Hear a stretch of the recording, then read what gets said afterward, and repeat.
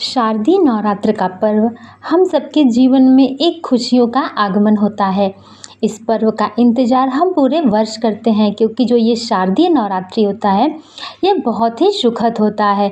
तो आज हम इसी बारे में बात करेंगे कि शारदीय नवरात्र 2025 में किस दिन शुरू हो रहा है, कितने दिनों तक चलेगा, 9 दिन किन किन देवियों की पूजा की जाएगी तथा महाअष्टमी का व्रत कब रखा जाएगा, यही सब बातें करेंगे। तो शारदीय नवरात्रि का पर्व इस बार 22 सितंबर से प्रारंभ हो रहा है। हर बार माता का आगमन और प्रस्थान का वाहन जो होता है वो फिक्स होता है कि माता रानी इस वाहन से आएंगी और इस वाहन से प्रस्थान करेंगी। इस बार जो है वो माता रानी का आगमन हाथी पर होकर आ रहा है, जो कि यह एक अत्यंत ही शुभ संकेत है। इसका मतलब है हमारा वर्ष बहुत ही बेहतर जाने वाला है। नवरात्रि के पहले दिन घट स्थापना की जाती है, जिसमें माँ शैलपुत्री की पूजा आराधना करनी होती है और हम सभी करते भी हैं। शारदीय नवरात्रि का प्रारंभ हर साल आश्विन मास की शुक्ल पक्ष की प्रतिपदा तिथि से प्रारंभ होती है। नवरात्रि के 9 दिन माँ दुर्गा के अलग अलग रूपों की पूजा की जाती है। इस दिन माँ ब्रह्मचारिणी, चंद्रघंटा, शैलपुत्री ऐसे माता रानी के 9 रूपों की पूजा हम नवरात्रि के 9 दिनों में करते हैं। नवरात्रि का व्रत करने से माँ दुर्गा की विशेष कृपा हमारे ऊपर बनी रहती है और भक्ति भाव करने से तो उनकी कृपा के हम पात्र बनी जाते हैं। साथ ही घर परिवार में सुख शांति समृद्धि भी मिलती है और इसी सब के लिए हम नवरात्रि का पूजा 9 दिन विशेष रूप से करते हैं। जो व्यक्ति सच्ची श्रद्धा के साथ इन 9 दिनों की पूजा पाठ करता है, माँ दुर्गा उसकी सारी मनोकामना पूर्ण करती हैं। पंचांग में 1-2 दिन जो होता है वह उतार चढ़ाव अवश्य रहता है। हर बार नवरात्रि में ये देखा जाता है। इस बार भी नवरात्रि में ऐसा ही है, या फिर नवरात्रि 9 दिन का होता है या फिर 10 दिन का होता है। तो इस बार नवरात्रि 10 दिन की होने वाली है। क्यों होने वाली है? इसमें जो नवरात्रि का तीसरा दिन है वो 2 दिन मान्य बताया जा रहा है। मतलब कि जो देवी चंद्रघंटा की हम पूजा करेंगे नवरात्रि में वो 2 दिनों तक रहेगा। तीसरा और चौथा दोनों दिन इसी दिन माता रानी की पूजा की जाएगी, चंद्रघंटा माता रानी की। शारदीय नवरात्रि 2025 का बहुत जल्द आगमन होने जा रहा है। अब 2-3 दिन ही शायद बचा हुआ है।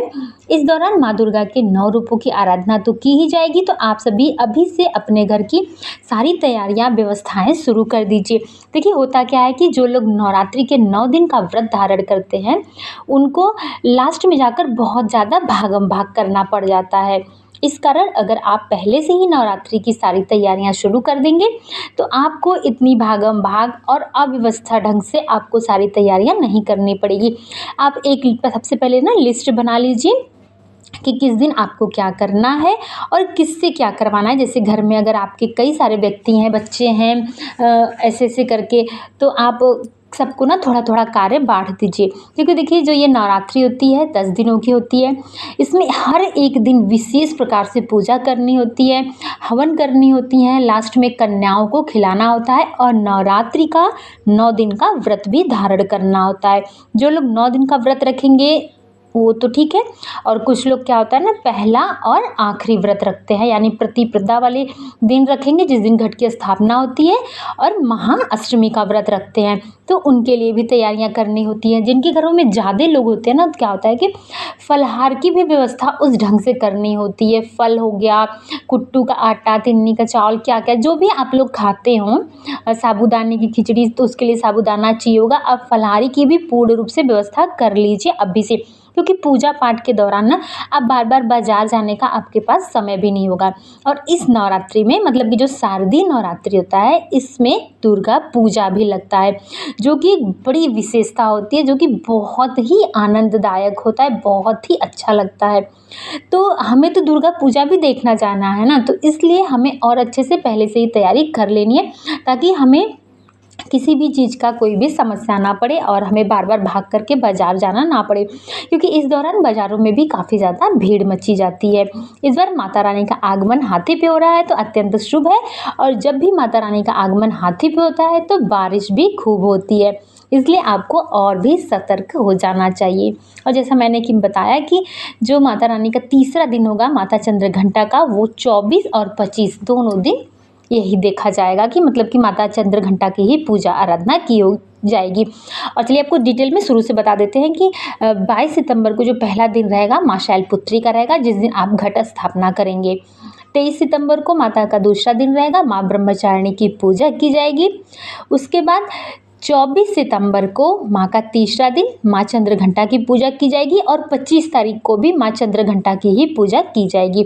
उसके बाद 26 तारीख को माँ का चौथा दिन मान्य रहेगा, उस दिन माँ कुष्मांडा की पूजा की जाएगी। 27 तारीख को माँ का 5वां दिन रहेगा, स्कंद माता की पूजा करनी चाहिए इस दिन। 28 सितंबर को माँ का छठा दिन रहेगा कात्यायनी माता का। 29 दिसंबर को माँ का 7वां दिन मनाया जाएगा, उस दिन माँ कालरात्रि का पूजा पाठ किया जाएगा। और 30 सितंबर 8वां दिन रहेगा, इसी दिन महाअष्टमी का व्रत धारण करना होगा। इस दिन माँ मंगला गौरी और सिद्धिदात्री की पूजा करनी होगी। और 1 अक्टूबर को माँ 9वां दिन रहेगा, माँ सिद्धिदात्री की पूजा करनी होगी। और जो 30 सितंबर है, इसी दिन रात्रि से या सायंकाल से आपका सिद्धिदात्री यानी कि 9वां दिन भी प्रारंभ हो जाएगा।